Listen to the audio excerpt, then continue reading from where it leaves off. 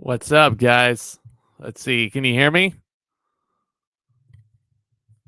Can anybody hear me? I was going to play the intro and I just clicked go. But you know what? We're going to go with it. We are going to go with what we have. What is up to everybody in the chat there? This is wow. This is, we're just going with this. We are just going with what we have here.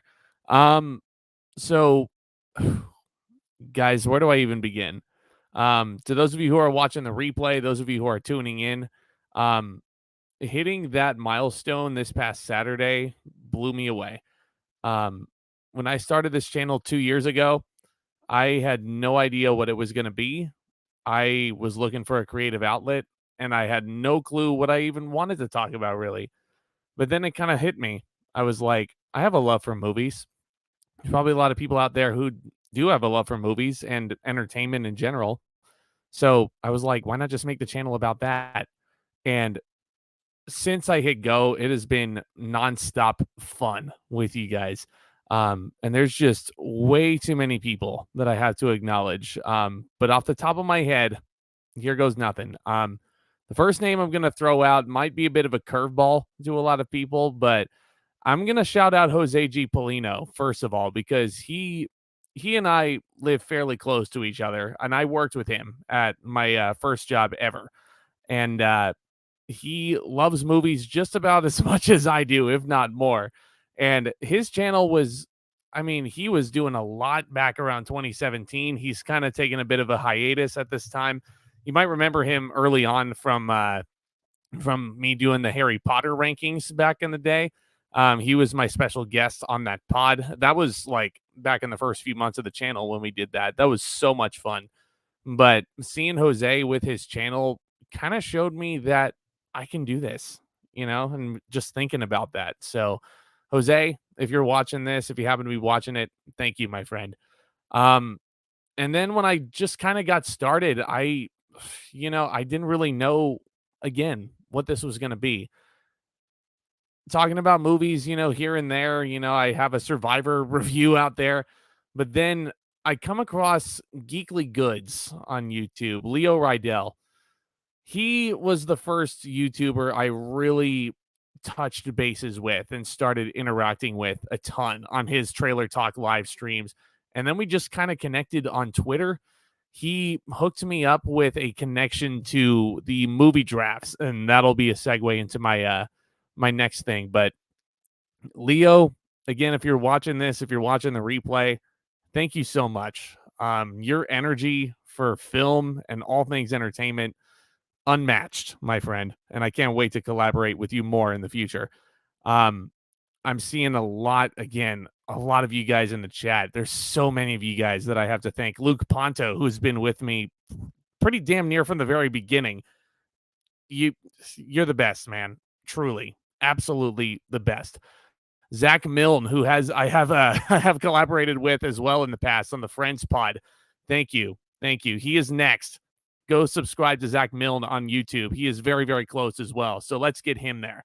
And so getting back to the Suit Up Geeks, Leo was he kind of told me that they needed an extra face for the horror movie draft back in October of 2020 because I was doing all those Halloween specials, which will continue this year for sure. Absolutely will continue the Halloween special. But the Suit Up Geeks were really my first big collaboration, and they were the first ones to really give me a chance, So this goes out to Dibes. This goes out to Ryan. This goes out to Lo. This goes out to Amanda. This goes out to AJ. This goes out to Film Opinionitis on YouTube. Gabe. Everybody that's been involved with the Suit Up Geeks and the film drafts and all that. Thank you all so much. You all had a huge hand in helping me get here. Real James out here. What's up, my friend? If you happen to be watching this, if you're watching the replay, thank you so much. You are one of the nicest people that I have met through this medium. Tyler Calvert as well, who happens to pop into the chat with a nice, smart comment here and there. Tyler's one of the funniest guys I know. Thank you so much. and I there's just so many people that I could just list off one by one, and you should all go support them for sure. Ryan O'Toole, who I just collaborated with on the best movie of the '90s tournament, and everybody who was involved with that. Austin Putnam, Patrick Burrow, Jay Burns. You guys are all freaking awesome. Um, Austin, if you're watching this, The Green Mile is still fantastic, and you should not be hating that movie. It's an inside joke to those of you in the chat. And I promise, you know what? I'll get to your guys' questions as well. If you guys have questions, go ahead and shoot them off down in the chat. I'm just getting through some brief acknowledgments here. Some of those people who helped me, get to this point. Um, Andy Tulsky as well. I mean, there's just so many people who helped me get here. Ren Geekness. Ren Geekness is the freaking man, guys. My fellow wrestling fan, my fellow AJ Styles Mark over here. Ren is just one of the nicest guys that you will ever see. And my friend, if you're watching this again, thank you so much. Last but not least, I got to mention Jacob Hubbard because he and I, he reached 1,000 subscribers recently as well. And I feel like, man, we grew pretty concurrently with each other. He and I are friends, legitimately. We text back and forth. We, anytime we see a bad movie, if it's just something about, we vent to each other, and Jacob is awesome. He is a huge geek, huge lover of film. Absolutely is super passionate. One of the most passionate people I've met on here. So, buddy, again, thank you so much for helping me. Everybody that's watching right now, I'm absolutely floored, bamboozled, flabbergasted, whatever other word you want to use. And I know there's so many people that I'm just not mentioning right now. I'm just not thinking of them off the top of my head. This is just off the cuff, off the wrist. So thank you. Thank you. Thank you. Thank you. That's all I can really say. And to those of you who think that this may sound like some sort of retirement speech or something like that, no way. We're just getting started, my friends. And stay tuned to the end of the live stream. I am going to get to all of these questions. I do have a lot of really exciting announcements about the future of this channel that I'll be making closer to the end. But here we are, folks. Let's go ahead and go through some of these chats here. The View with Drew. How are you, my friend? What's up? Not much. I had a long day at my day job today, but I'm happy to be here with you, lovely viewers. Everybody here. Luke Ponto here. Congrats on 1K. Thank you so much, my friend. Keep up the good work, and you're welcome for that shout out as well. You've been with this channel for so long. And you know what? I can't thank you enough for that, man. I'm humbled. Absolutely humbled. Hey, Zack, how's it going? You did it. Congrats on 1,000. Thank you, Adrian. Again, another one who's been with me for a long time. Look at his avatar there. I mean, we connect over Cobra Kai, and we love that show. Let me know down in the chat also, just for funsies, what dojo do you guys belong to? If it's not Eagle Fang, come on now. We all know the answer is Eagle Fang for everybody.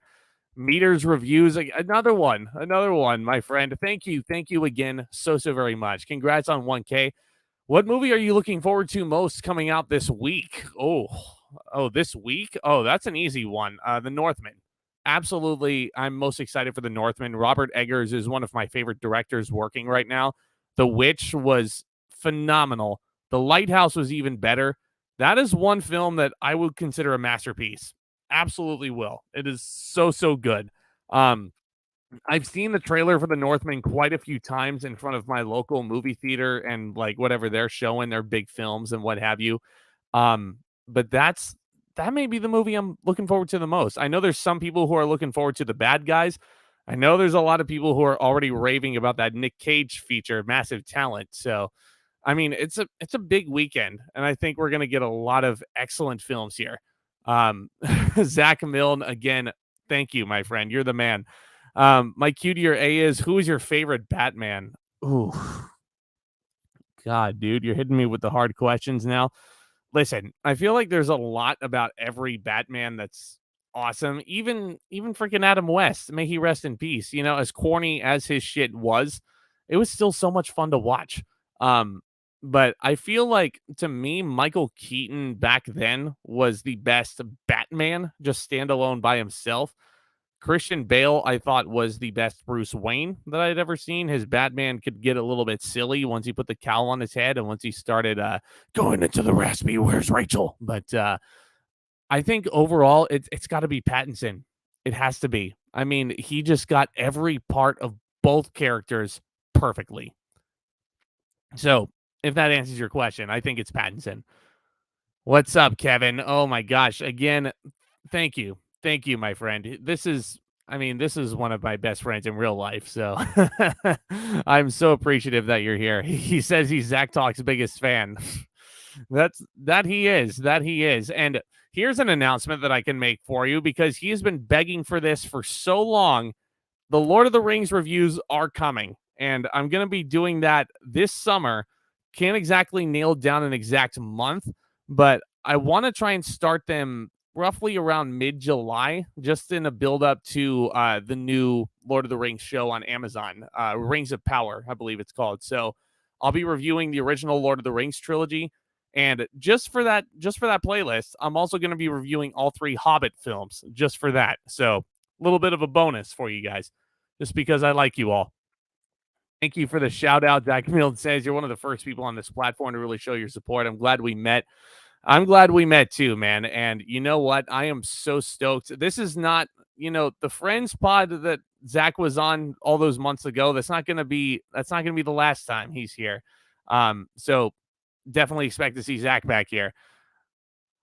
Yes, Luke, absolutely. We're gonna do it. We're gonna do it. It's gonna happen. Shoot me a DM. Shoot me a DM, and we'll make it happen.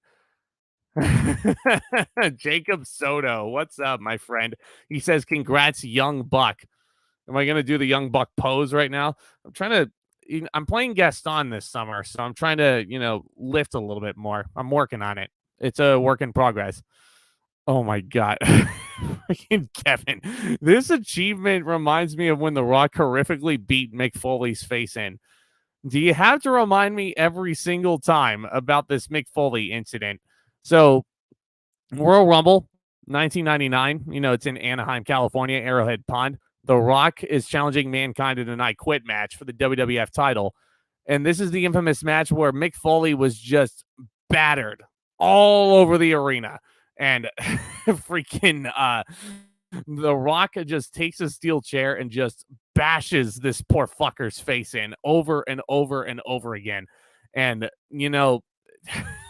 it's a brutal beating for sure and very much unsafe. The Rock very much went over the top there. And even though The Rock is like my dude, I can't sit here and deny that was, not the right thing to do because it surely wasn't. He went over the top with that. But yeah, which reminds me, the wrestling segment here on my channel, there's a lot of people who are loving that. And again, this channel, this is one last acknowledgement I have to make right here. So this channel would not be half of what it is without my co-host Tomas Aradia. He goes out of his way for doing those shows. The ZNT wrestling show. It has been such a joy to have him every single time and just talk about something that we love over and over again without fail. And we're going to continue doing that. We're going to continue doing that. Going into the year 2004 for our retrospective on that front. We're also going to be talking about Backlash coming up in a couple weeks. Backlash 2001 was the show you all voted in for the retros, and I hate you guys for making me sit down and watch a last man standing match again. So here we are. Mr. Mage, Austin, Morbius made 1 more billion tickets. Why are so many people watching Morbius? It's not good. Just go give your money to some other movie, It's not that difficult. The Batman is out. I'm sure some theaters are still, showing that thing. I'm sure, the Northman would love all the ticket purchases there. Morbius is one of the worst films I've ever seen. Worst Marvel film since Fantastic, bar none, bar none, my friends. Luke also has some watch alongs. I'm excited to continue pumping out content and supporting people throughout this community. And you all should go and support Luke as well. He's closing in on 2 hundo. So let's go ahead and get him there and beyond. Adrian says, can you believe that Dune won most of the Oscars this year? Not sure if it won the most. I believe it did. I believe it did. If someone wants to go ahead and look that up and fact check me, you can. But just eyeballing it, engaging it, yeah.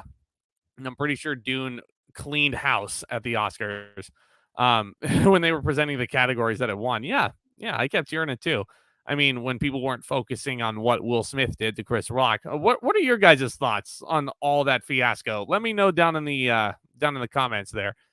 There's a couple of people that want me to review a bunch of Will Smith and Chris Rock films. You know, I didn't even think Will Smith deserved the Oscar anyway. Andrew Garfield was so much better than he was in King Richard. So Andrew Garfield should have won. I'm, fully in that camp.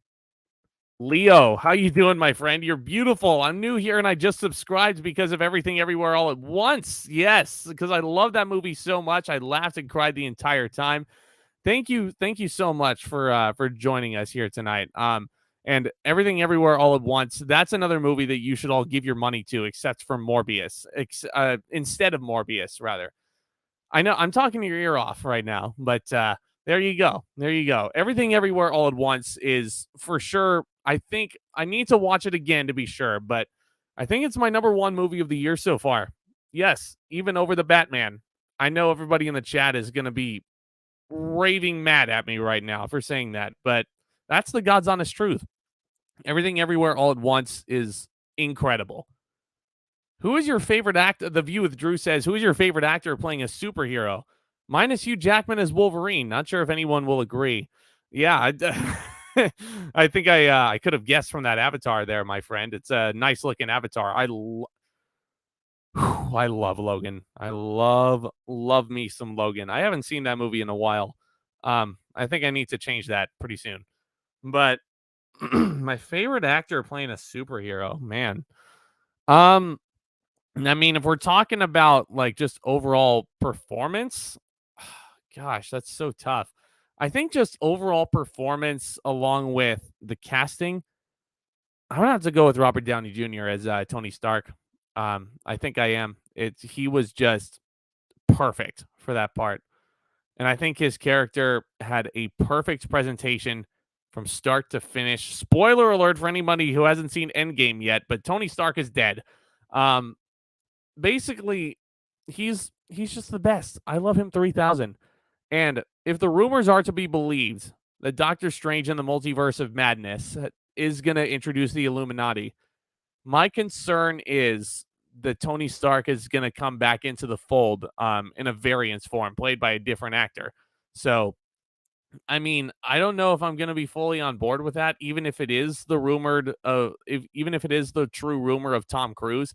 Like, I don't know. I don't know. We're just going to have to wait and see. Patrick Stewart did say that he was in the film, and he did confirm that that was his voice in the trailer. So, looks like we're getting the first introduction truly to mutants in Doctor Strange in the Multiverse of Madness, with Patrick Stewart returning to reprise his role as Professor X. So, even though he said he was never playing that role again in Logan, but you know what they say, never say never. Here's a hot take, y'all. Val Kilmer is Mr. Mage's favorite Batman. And you know what? That's fine. That's totally fine. He was great in Batman Forever, but I don't know if I would go as far as saying he's the best. Finally getting to the greatest trilogy of all time. Yep. You asked for it. Your wish is my command, my friend. So we're gonna get that done. We're gonna get that done. HH Night Reviews again. Another one. Thank you so much for being with the channel this long. I cannot stay. Just popped in to type congratulations with a bunch of those birthday style emojis. Thank you. Thank you so much, my friend. It really, really does mean the world. Again, I am absolutely floored. What movie, Luke asks, made you want to leave the theater when you were watching it? There's a lot of them, man. I watch a lot of shit. Morbius was one of them up there. Kind of to play into Jacob's question, what did you think of Morbius? It's fucking garbage, is what it is. It's honestly, I feel like Fan Four Stick might be better than Morbius. I can't believe I'm saying that, but that's the God's honest truth. But what movie made me want to leave the theater? I know that Jacob Hubbard has said many times on his channel and on some of his live streams, if you guys were checking those out, I think he did say that he left the theater during the 355, which is admittedly a bad film. But I mean, I don't know if I could just sit here and say that, oh, I left the theater during the 355, or I wanted to, but because I was hopeful. I was hopeful for the 355, but then I remembered it's a January release. So there you go. But what other examples can I give you? I mean, that's a great question. I'll have to think about that and I'll circle back to it. Jacob said, what did you think of Morbius? I don't think I need to go into any more details. It sucks, and you should not be giving it your money. It should not have made $1 billion at the box office, according to Austin out there. Which movie would you rather watch again? Daredevil 2003 or Ghost Rider 1 from 2006? Oh, fudge, man. Oh, man. Both of those movies are so terrible. I mean, can I just say neither one of them and say go watch the TV series on Netflix? Can I say that, or do I have to pick between one of those two? Because if that's an answer, I'm gonna go with the Netflix series over both of those easily. Jeez, but if I had to pick one, I can't believe I think Ghost Rider is better. I think Ghost Rider is better. I had more fun with it. Zach Milne says Pattinson for me too. I never really got attached to the other Batmans. I liked them in all their own way, but I really cared about Pattinson's Batman and was wrapped up in his journey. Me too. Me too. I think so Pattinson, his portrayal of both Batmans, absolutely, or both characters rather. Did I say both Batmans? It's been a long, long day, my friends, but Pattinson is incredible. I agree. I was so wrapped up in everything that guy was doing on screen. And I don't want to hear anybody make any jokes about sparkle or vampires, what have you, that's done. It's over. He's Batman now. So you can't take that away from him. I mean, he was great even before then. If you guys never saw Good Time or The Lighthouse, he's great in both of those. See, why do you do this to me, man?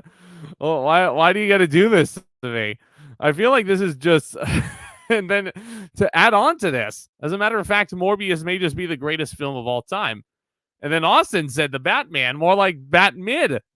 I mean, I'll tell you what a mid movie is. You want to know what a mid movie is? This one, Eternals. And I like Eternals, but for Marvel, this is mid right here. But the Batman mid? No. No, I respectfully disagree, my friend. I think that movie may just be only second to The Dark Knight if I were to rank all the Batman movies right now. So good. So good. Luke, I know you're going to think I'm crazy for this, but I'm doing a watch-along series of the Jackass movies, and we'll probably do Jackass Forever, which is on Paramount Plus. There's a lot of male anatomy parts that I don't care to see in Jackass Forever. So I don't know if anybody saw the WrestleMania 38 review that I did with Tomas for the ZNT show, but one thing I can tell you is that, Luke, you're going to be proud of me, but I ate my words a little bit about the Jackass crew and Wee Man and Ponty Boy, whatever his name is. I mean, that match that Johnny Knoxville had Sami Zayn at WrestleMania was so funny. It was like alone booby trap sequence for 15 minutes. That's all it was. It was so fun. I loved it. It was great.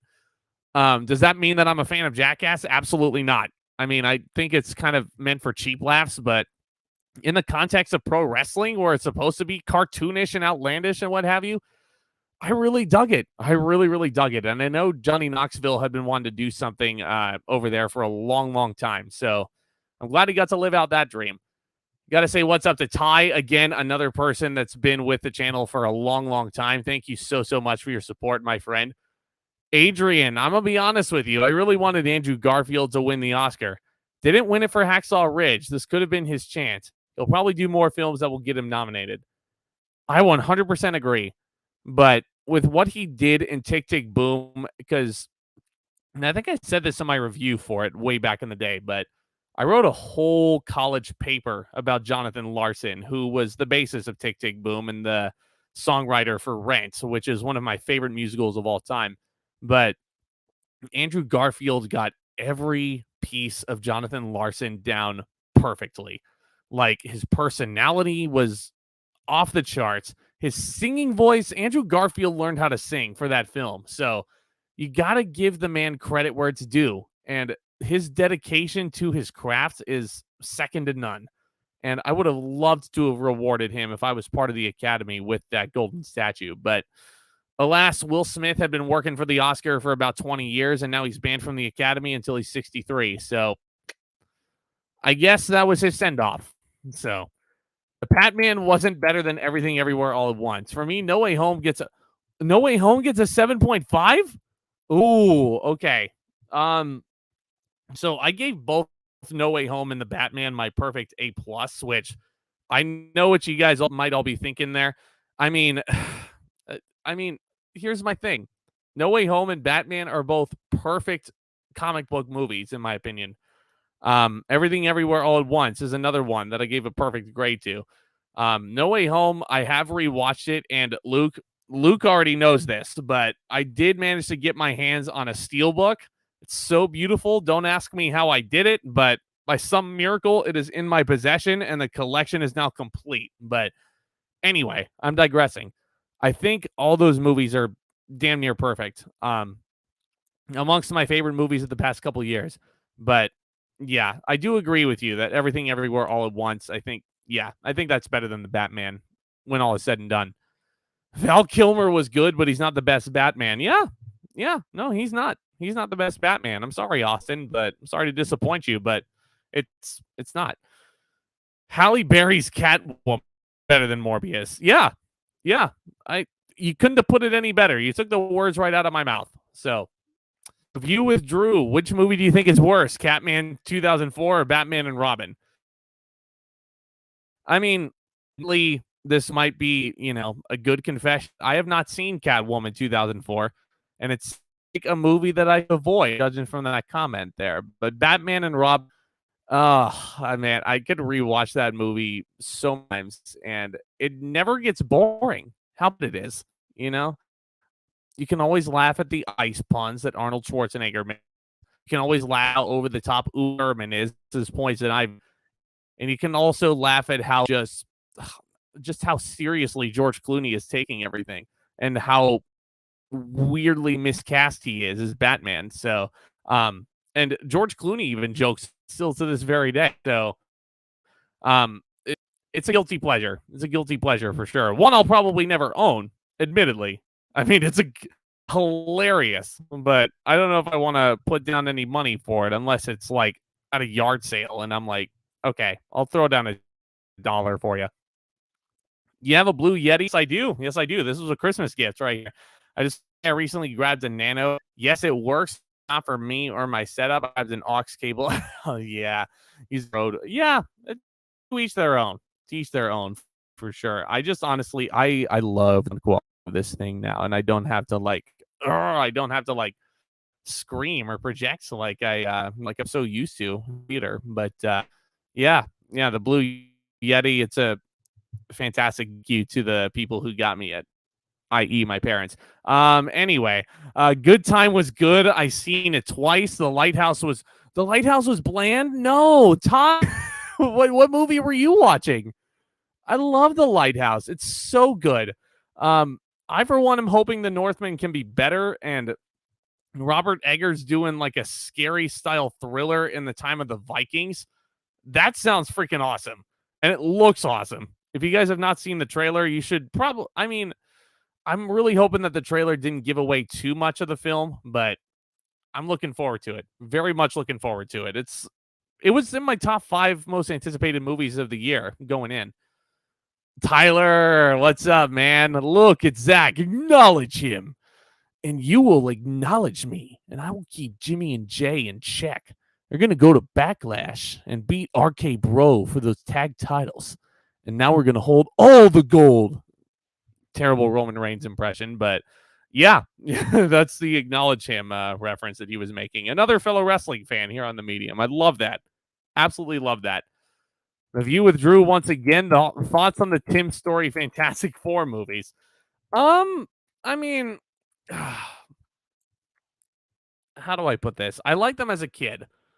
I really like them as a kid, but looking back on them, I'm like, those are not very good. They didn't do the Fantastic Four justice.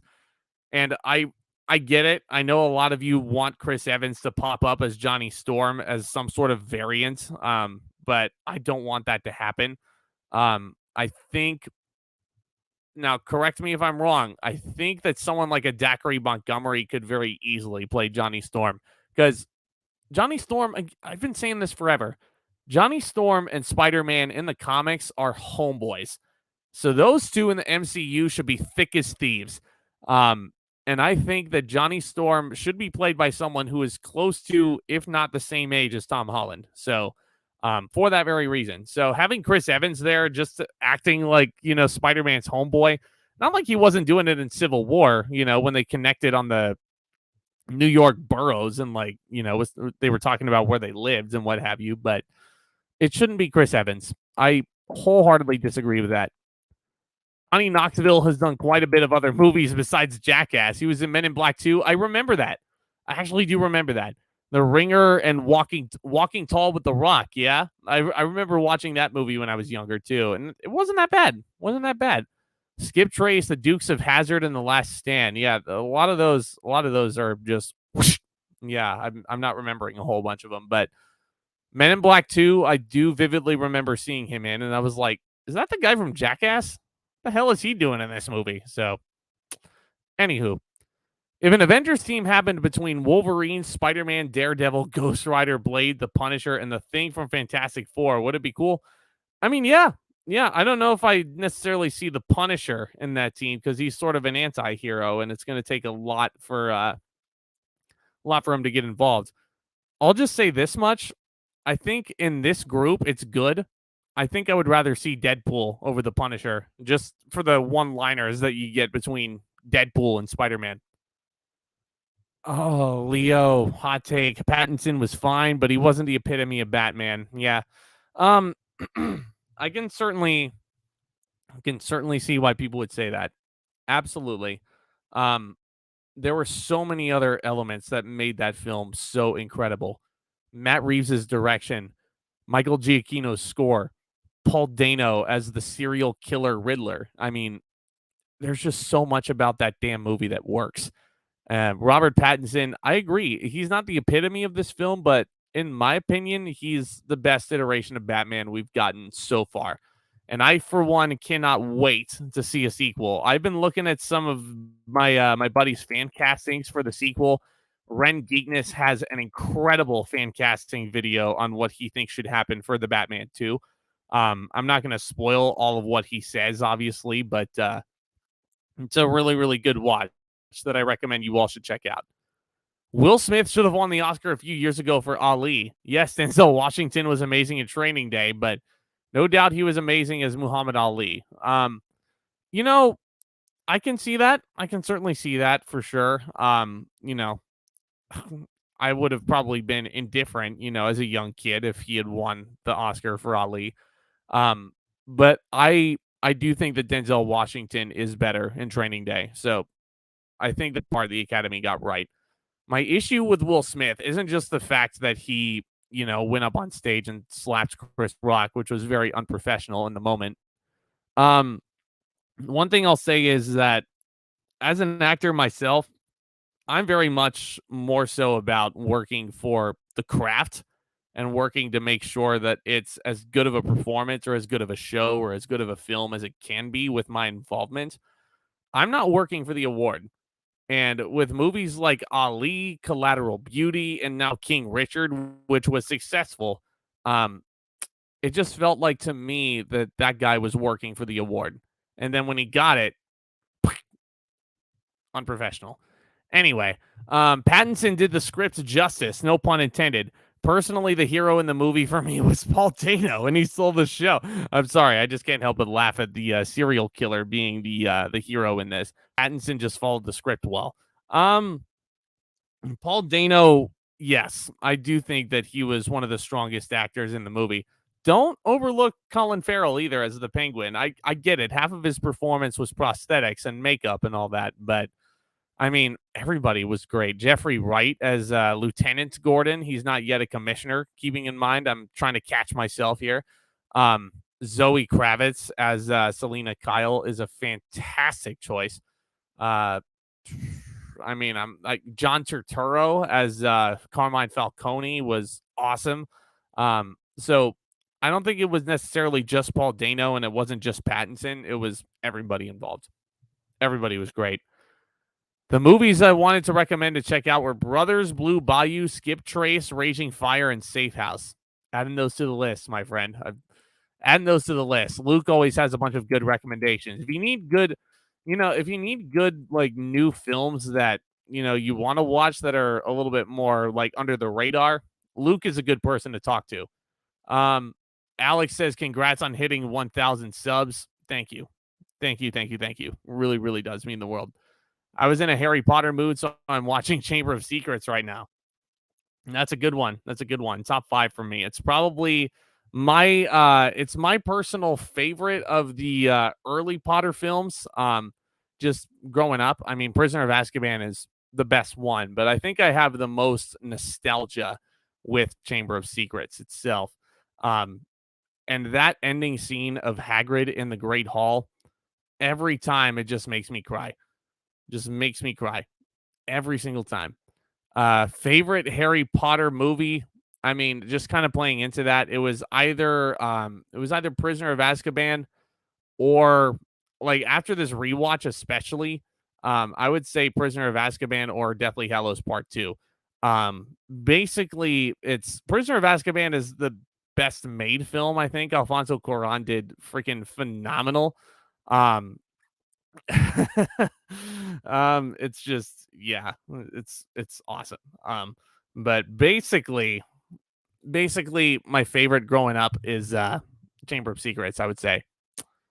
Let's see. What else do we got here? Sorry, guys. I'm falling a little bit behind. And thank you all for those of you who are still with me. Again, we're talking, just kind of shooting the breeze after hitting 1,000 subscribers recently. If you haven't already, go ahead and smash that subscribe button and that notification bell right next to it. It would really mean the world. Have you watched Body of Lies or the Card Counter yet? I have not gotten to it because I've been at rehearsals for my show a lot of the time, which funny you mentioned, Paige, in the comments. I was given the night off, basically. So that's how I'm here doing this. Was you able to get Spider-Man No Way Home in 4K? Yeah, actually, Alex, I did show earlier, but by some miracle, I got this to fall into my hands, and this is in 4K and Blu-ray. So there you go. There you go. Expect that to appear in the Blu-ray haul video, and expect some repeats there. I've already watched the Batman on HBO Max 3 times. I'm definitely triple dipping. Yep. Triple dipping in terms of physical media, in terms of how many copies you have, or like literally triple dipping just by watching it 3 times there. Is that what you mean by that? Let me know. Oh, my biggest unpopular opinion. Oh, okay. Well, I mean, if you want to talk about Jackass a little bit more, I just don't see why it's funny. Like it's a lot of parts of the male anatomy that I, dare not see, that I don't want to see on other people. What else? What else can I tell you? Trying to think of an unpopular opinion here. Oh, here's one. I think Friends is the best sitcom ever made. Not that that's a hot take, but I, for one, find Full House overrated. I know Bob Saget recently passed away, and I miss that man with all my heart, but I just didn't find Full House funny. I'm sorry. I just didn't. It's. And my brother will tell you. My brother will tell you he's a huge Full House fan, and he always gives me crap about it to this very day. But I never found it funny. The only thing I found hilarious was that Bob Saget was playing so against type, and he was like the clean one of the group. But other than that, the jokes in it were not written very well, and it was just extremely cheesy. And the Olsen twins. The Olsen twins can get incredibly annoying after a while. Yeah, Page Prisoner of Azkaban is the only true answer. I agree. Absolutely. It's the best. Absolutely the best. Ty, did you ask for the blue Yeti or was it a surprise? I asked for it. I asked for it. Yeah. That kind of gives that part away. Luke asks me, what are your top three A24 films? Well, this is easy, actually. Everything Everywhere All at Once, in no particular order. You got that one. You got Hereditary, and you have The Lighthouse. I'm pretty sure The Lighthouse is A24, right? If it's not A24, I'll pick something else. But those are my top three for right now until somebody corrects me. I feel like The Northman is only getting hyped because Willem Dafoe is in it, but I feel it's going to be just as boring and basic as other movies like it that do the same. Okay. Um, so Willem Dafoe is, I mean, he's picking the right projects, man. He's got The Lighthouse, he's got No Way Home to his credit, and he's working with Robert Eggers again in The Northman. But it has a lot of really amazing actors in it. Nicole Kidman, Ethan Hawke, Alexander Skarsgard is actually pretty underrated in my opinion. He was honest. Like, does anybody remember David Yates directing a Tarzan movie back in 2016? Alexander Skarsgård was the title character there, and I thought he was great. I thought he did really well. It's actually a movie I own, believe it or not. I'm not going to pull it right now because it's on my bottom shelf, and I don't want to, break my back doing it or anything where I'm sitting. But anywho, what was your inspiration to get into acting and stage performing? Well, I can tell you right now that The Rock was one of my biggest inspirations growing up. Period. He was the reason that I wanted to get into entertainment in general. But acting influences, I mean, I could just list off a bunch of them. Tom Hanks, Leonardo DiCaprio.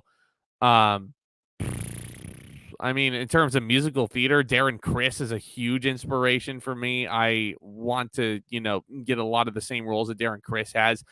I mean, that guy is just a walking angel, literally. He's so, so cool. And he's one of the most humble people working in the industry right now. God does not make them like Darren Criss anymore. Let's just say that much. Do you think Coda should have won Best Picture? I understand why it did. I absolutely understand why it did, and props to them for giving Troy Kotzer the victory because that was a brilliant performance he turned in for Coda. So, should it have won Best Picture? I mean, it wouldn't have been my first choice personally. No Way Home was my number one favorite movie of last year. My number two was Don't Look Up. So I would have honestly, I know a lot of people are probably going to give me hate in the comments for this, but I loved Don't Look Up. I thought it was hilarious. So I don't really care what anybody, throws at me, honestly. Ty asks if I'm excited for Thor Love and Thunder. Hell yeah, I am. Of course. Of course. I mean, it's going to be, if anybody has saw the teaser trailer and was disappointed by it, good. That's what a trailer is supposed to do. It's not supposed to blow its whole entire load on you before you go into the theater. It's supposed to make you want to come to the theater to see what's actually going to happen. That's why the Doctor Strange trailers are progressively they're kind of teetering that line by revealing that Patrick Stewart was in it. I mean, it's Thor Love and Thunder, that teaser trailer I thought was a lot of fun. Just getting a small glimpse of what Natalie Portman looks like as the mighty Thor, that was perfect. That was all I needed. And that was all I needed of Thor and the Guardians of the Galaxy's interaction in the teaser. That's all I needed to see because I'm going to go to the movie theater and I'm going to see all of it there. So anybody excited for the holiday special for Guardians? Let me know down in the chat there. I don't feel like a lot of people are talking about that nearly enough. And I am super hyped for it. Alex, thank you for clarifying. I'm definitely buying 3 copies of the Batman on 4K and Blu-ray. Yeah. I'm guessing that's going to be the regular, the 4K cover, and the Steelbook from Best Buy, which, again, I'm having trouble getting. So I don't know if I'm going to get the Steelbook for the Batman, if I'm being honest. I mean, the question mark and the Batman melded into the question mark is really cool and all that, but I don't know. I don't know. I'll think about it. I easily understand why some yeah, thank you. Thank you. I've always gotten shit for it. It's so corny. Like literally corny. And every single episode is very formulaic to me. And like they deal with the most boring of topics as well. Like who's gonna do the dishes? Is the who can limbo the lowest? Like I mean, yeah, I get it. It's simple pleasures and all that, but I want to see more conflict. You know, it's yeah. Goblet of Fire is Alex's favorite Harry Potter film. That's a great one. And that's one that I adore still to this very day. Not a lot of people love Goblet of Fire as much as the other ones, which again, I totally absolutely understand it for sure. But with that being said, it is still really really fun. I'm hold tight my friends. I am just going to recharge here. I hope y'all are still with me here. This is quite awkward, but we're gonna get it done. I'm gonna get a swig of drink while we're at it. So anyway, there we go. Okay, all right, we are all good to go, and I can answer some more questions as well. So, hope y'all are still with us. If you guys are just tuning in, if you guys are tuning into the replay as well, thank you all so very much. Zach Milne asks, he says rather, I grew up watching Full House on reruns. I'm so sorry. But Fuller House lost us both after the first. Yeah. Yeah. I kind of knew that series was kind of dead and like, it was very much DOA, if I could steal a term from the Friends theme song. The Lighthouse is 824. Ty and Luke both say thank you. So yes, that is in my top three, along with Hereditary and Everything Everywhere All at Once. Oh, Luke here. I figured this question was coming because this is the biggest Ewan McGregor fan that I've ever seen. Name my top three performances from that guy. Well, I mean, there's just so many that I love from him. He is such a good actor as well. Um, just off the top of my head, I love him as Obi-Wan Kenobi. I cannot wait to see that Disney Plus show. That's probably I'm hoping that's at least half as good as The Mandalorian because the Book of Boba Fett really disappointed me. Um, yeah. So Obi-Wan Kenobi, I would say that much. Um, I liked him in The Island. He certainly made that film, and Michael Bay, he even with him doing his thing, it's still a good flick. Um, I like him in the Beauty and the Beast remake as Lumiere. As weird of a casting choice as that is, I think he did a solid job with it. Just off the top of my head, though, I know there's so much more that he probably did better. The Ghost Rider, I think he's in the Ghost Rider. I'm pretty sure, but yeah, great, brilliant actor. Which do you think is worse? Here we go. Mission Impossible 2, Born Legacy, or Quantum of Solace? I'm gonna say Born Legacy, and I'll tell you why. Mainly because number one, it's not Matt Damon on screen.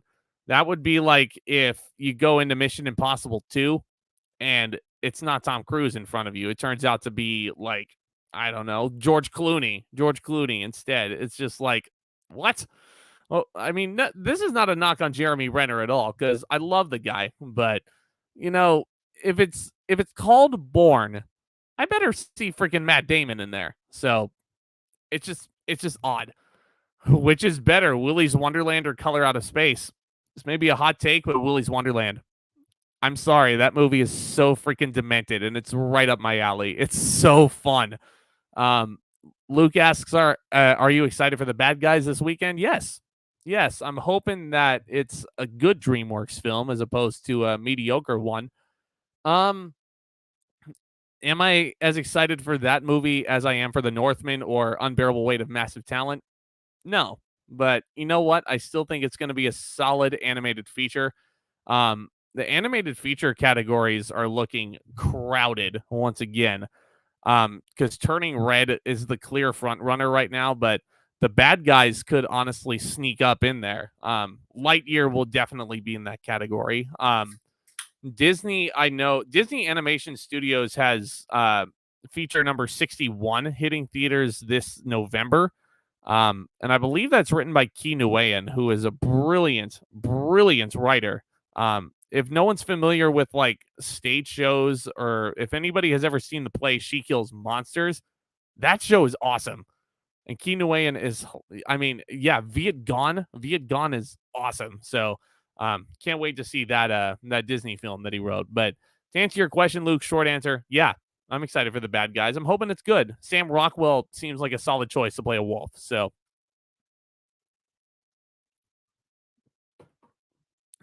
gotta get some Pepsi in there.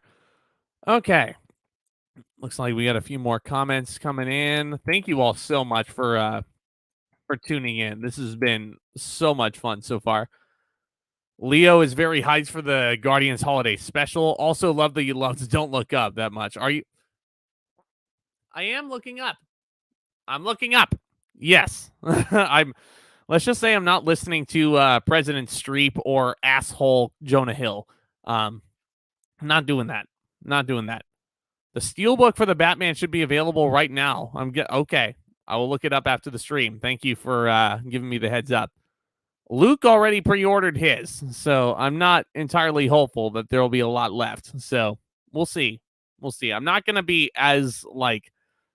See, the thing with getting the No Way Home Steelbook is I also have Homecoming and Far From Home in Steelbook form. So if I were to get a copy of No Way Home that was different, like I'm very like picky about that. That's where my OCD sneaks in. So that's why I was so hell bent on getting my hands on a No Way Home Steelbook. But for the Batman, I'm in no hurry to get one, if I'm being completely honest. So The Good Place is easily way better than Friends. Yeah, I can understand why people, you know, the comedy in Friends, yeah, there's a lot of it that's really freaking offensive for sure. So I definitely see where you're coming from.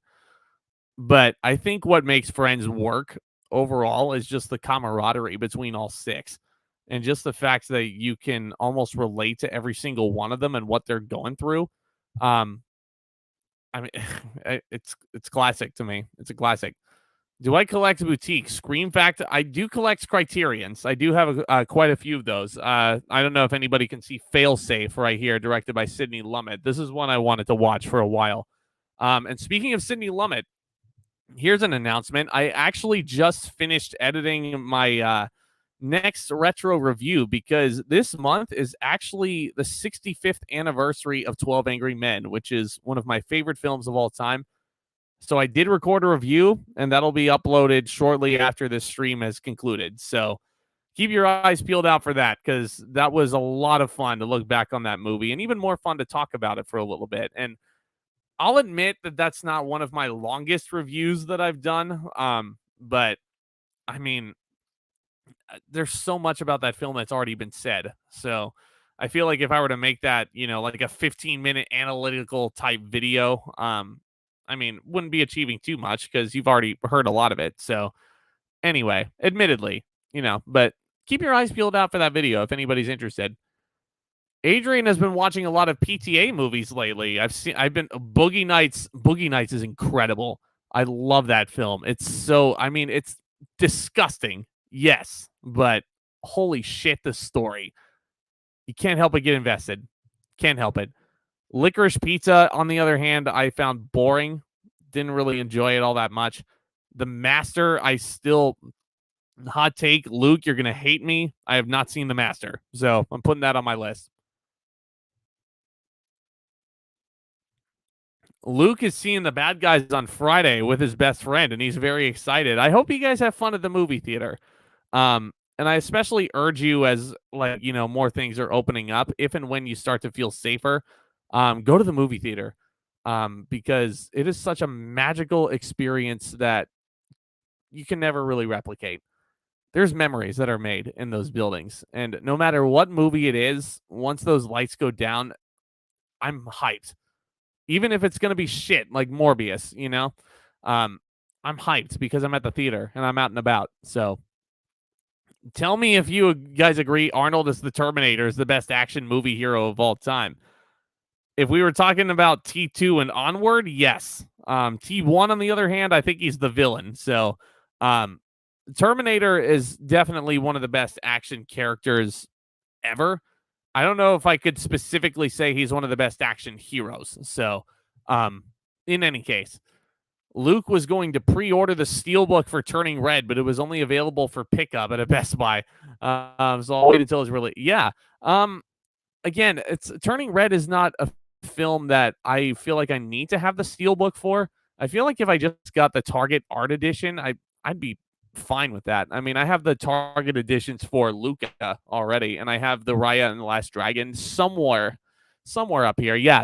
I don't think you can see it, but it's right there. But heck, I mean, if I if I just got the Target Art Edition of Turning Red, I'm good.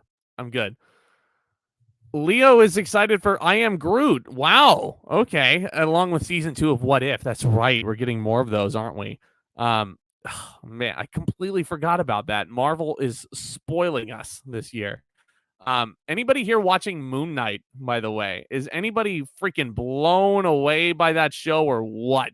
Holy smokes. Like, Oscar Isaac in that series is probably one of the best heroes we've been introduced to in a long time. And for the first series to be solely focused on a brand new hero being introduced into this universe, Moon Knight's the best. Love that show. It's so great. But I Am Groot, I'm not overly hyped for, mainly because it's going to be just a bunch of shorts. I mean, not to say that I won't watch it. I mean, it's probably just going to be cutesy stuff, but I mean, it'll be fun. It'll be fun. We'll see. Season 2 of What If, though, I'm very, very interested in. And I honestly, I for one love what they're doing and kind of starting to weave the animation into the live action form, because Doctor Strange in the Multiverse of Madness, that iconic shot of the evil Doctor Strange from What If coming in, things just got out of hand. That makes me very hopeful. Makes me very, very hopeful. Leo also thinks that Spider-Verse Part 1 should win. Yeah, you know, it has the potential to win again. Absolutely. I need to see the movie before I can make a wholehearted conclusion about that and like a whole ass opinion. But I have seen the teaser trailer for Across the Spider-Verse Part 1 at least 100 times at this point, mainly because it's playing a lot at my local movie theater in front of a lot of popular features. Even then, like they're also playing the teaser trailer for Top Gun Maverick, which came out back in like 2020. Like I couldn't tell you. I couldn't tell you. Like I went to a different chain. I went to a different chain to watch Everything Everywhere All at Once. We got the updated Top Gun trailer in there, and I learned a lot more about that film just based off that trailer. So, but anyway, I think I'm hopeful for Across the Spider-Verse. I don't think it's going to be nearly as good as Into the Spider-Verse, mainly because you have the Part 1 subtitle. And that's the big kicker for me, because anytime you put a Part 1 subtitle there, you just know you're going to get a cliffhanger. You absolutely will be getting a cliffhanger at the end of that film. So don't say I didn't warn you. Adrian says Friends has been my top sitcom until one of my sisters introduced me to That 70s Show. Yeah, That 70s Show is funny. I'm glad I got introduced to it. I've been obsessed with it. I don't blame you. That's a good show. You know what's one sitcom I've been watching a lot? This may be a blast from the past for a lot of you. Drake and Josh. That's a show I grew up on Nickelodeon. That show I thought was hilarious. Because unlike Full House, it's very simplistic again, but you actually have some interesting conflicts there. And it's so outlandish. And just the way Josh reacts to how stupid Drake is in a lot of the scenarios is just so funny. If anybody knows what I'm talking about, if anybody doesn't know what I'm talking about, go watch the Treehouse episode from season 4. It has me busting up every single time. But anyway, I digress. Luke says Mortal Kombat was the movie that got me back into going into the movie theater. So that film holds a special place in your heart. Yeah. I actually, admittedly, I have the Blu-ray. I don't think I've actually gone back and rewatched it on Blu-ray yet. Which makes me actually kind of curious to go and check it back out because that's another movie that had a cliffhanger. Oddly enough, um, I have a big problem with some movies that are just so like adamant on creating a universe, and you know, it's trying to strike lightning in a bottle again, like the MCU did. So, I mean, I'm hopeful that the Mortal Kombat sequel, eventually, when that comes out, is going to be at least some fun because then you're going to have Johnny Cage in there. I don't know if they've casted Johnny Cage yet. I don't know if they're going to bring in the Miz from WWE to play Johnny Cage, but um, only time will tell. We'll have to wait and see. I hate having to wait week after week, so I'm waiting to binge all of Moon Knight on May 4th. Just oh, yeah. Yeah, that's a good strategy. I really respect that because, I respect it even more that you happen to stray away from spoilers. So, I won't go into like, story details obviously on the stream, but I will be reviewing the whole season on, once all the episodes are out. I'm hopeful that I can get it out on May 4th. Really, really hopeful because I'll be a little bit deeper into Beauty and the Beast rehearsals at that time. So we'll have to wait and see how it plays out. But I am very, very excited to see how the series wraps up. We're halfway through 6 episodes, and it's honestly competing with Low Key right now, which has been my favorite MCU show on Disney Plus up to this point. Both of those shows are fantastic. Luke says I watched Turning Red twice last week. That should tell you that film has not left my mind. Was that your first 2 times, Luke, or were they rewatches from opening weekend? Because I can tell you right now, I watched Turning Red literally in between my day job and going to my opening night for the last show that I was in. Just because I needed to see it and I needed to get that content out there to you guys, and that's that's kind of the pro of having it on Disney Plus because you can kind of watch it anywhere, anytime you want to. But god damn, they're doing Pixar dirty. They're doing Pixar so horribly by just putting all that stuff out on Disney Plus. Like, I better not see an announcement within this next month that Lightyear is going to be Disney Plus exclusive. Because if you look at the trailer, that looks like something that you need to see on the big screen. And I cannot freaking wait for it. Yep, Drake forgot to cut the door out, so we're trapped in here.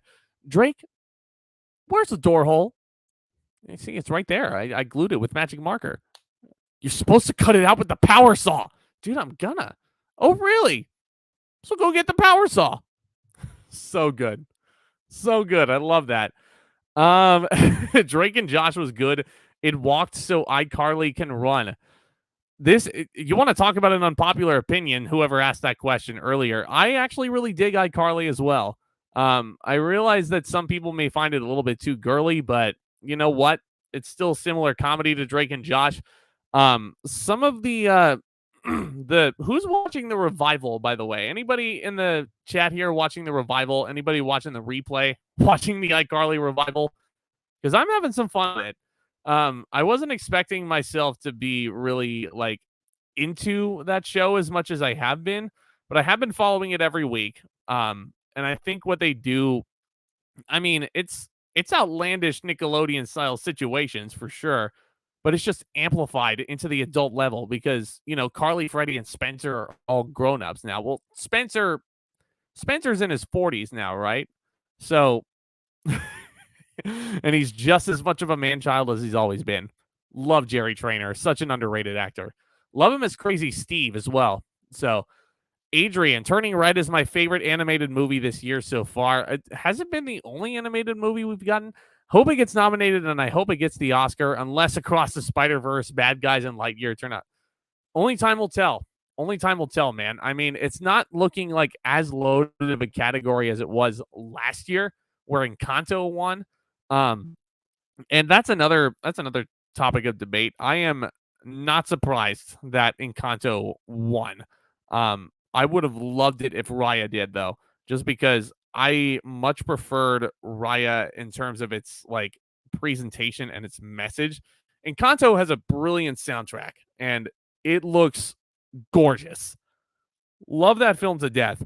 But I just feel like Raya's messages, especially with the times we've been living in over these past couple of years, that's a message that I think certainly resonated more with me in the moment. So that was my preference. I mean, even then, last year we also had the Mitchells versus the Machines. We had Luca. There was one other film that was in there, and I'm completely blanking on it. But anyway, it was a loaded category. So it looks like it's going to be more of the same. So best use of a song in movies for me, Bad to the Bone. Whew. Here's a blast from the past. I loved the usage of Holding Out for a Hero in Shrek 2. Um, Shrek 2 is one of my favorite comedies in general. It's so funny. It's one of the first movies I saw at my local movie theater when it opened back in 2004. But yeah, I vividly remember Holding Out for a Hero blasting out over those super loud speakers, crystal clear. And I was just in heaven inside that theater that day, especially as a kid watching Shrek 2. I was like, what, 7 years old in 2004? So 7 going on 8. So I was having a great time. So Luke says it was his second and third time watching it. Okay, for sure. I need to go back and rewatch Turning Red.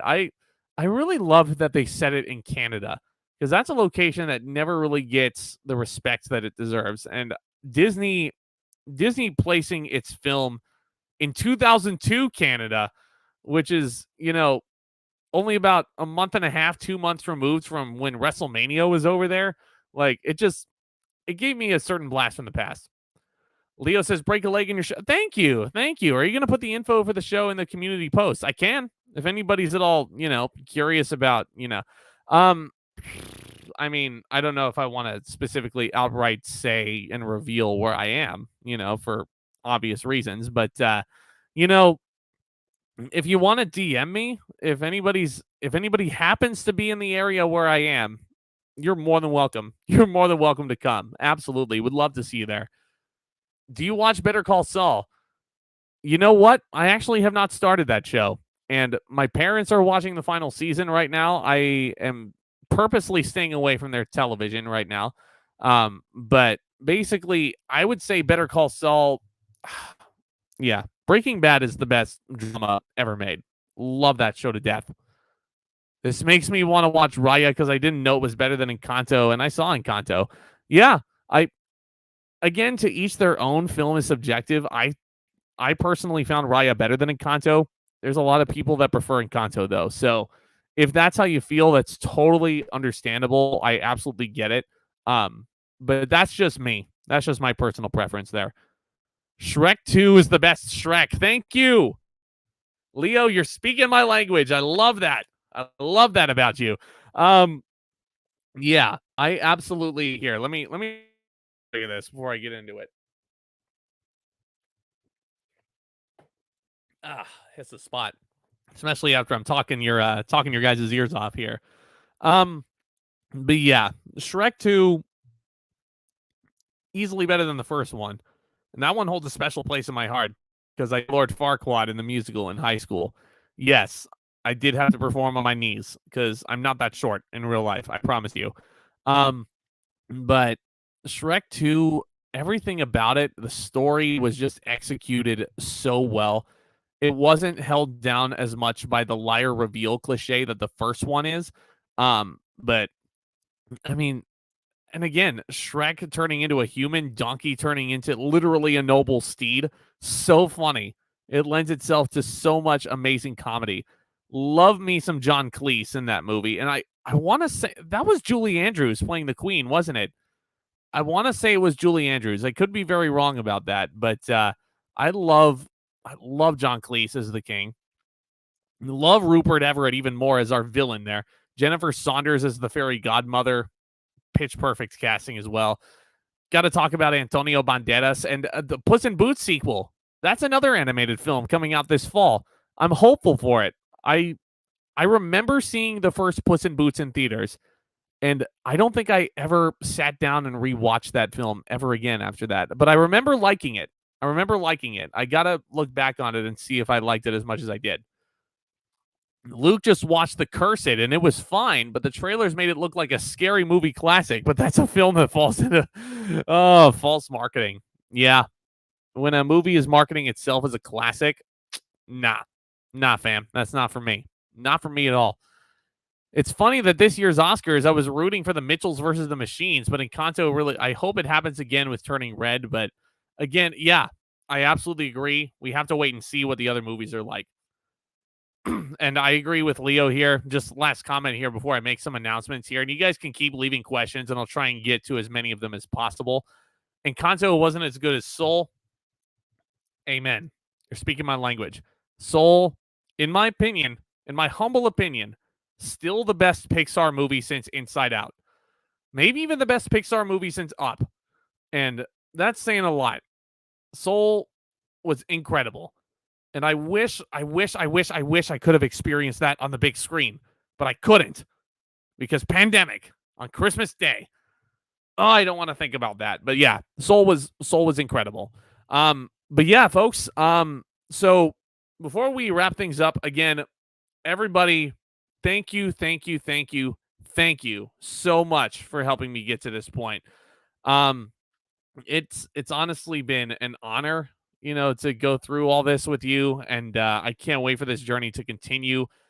We're starting the journey to 2000 and beyond. So if you haven't already, smash that subscribe button and that notification bell right next to it, as well as that thumbs up to help this video get some more traffic out there. That would be awesome. As far as what you can expect from me next on this channel, this is where it gets fun. So, like I mentioned, the ZNT Wrestling Show, you can still expect that to continue into the summer. We're going to start doing the 2004 retrospectives with the Lost Royal Rumble pay-per-view, and some of you may know the reason why that is. We're also we have AEW Double or Nothing coming up next month, so we're going to be talking about that for sure. But here's the exciting announcements. Lord of the Rings series is coming at the end of the summer. But there's also a certain big blockbuster that's hitting theaters on June 10th. And I think it's time for another retro movie series, guys. So just for you, the next retro playlist, I'm going to be talking about every single Jurassic Park movie in the build-up to Jurassic World Dominion. And that's going to start with the classic that started it all in 1993. I'm going to try, I can't guarantee, but I want to try and get that out next week. Don't quote me on that, though. If it ends up being like May 1st and Jurassic Park review is there, again, I'm living a very busy life as it is right now. And that's another thing. My content when I started, like I was trying to pump out content every day. That's not going to be realistic anymore. I'll just say that much, especially with theaters opening back up and me going to auditions and all that stuff. I mean, I'm going to try and get them out, every weekend as new movies are coming out. And you'll be seeing some more stuff out of me sporadically. But I don't have a set schedule. I'm not going to be doing stuff every day because I've got other stuff going on, as fun as this is. But yeah, so you can expect Jurassic Park reviews.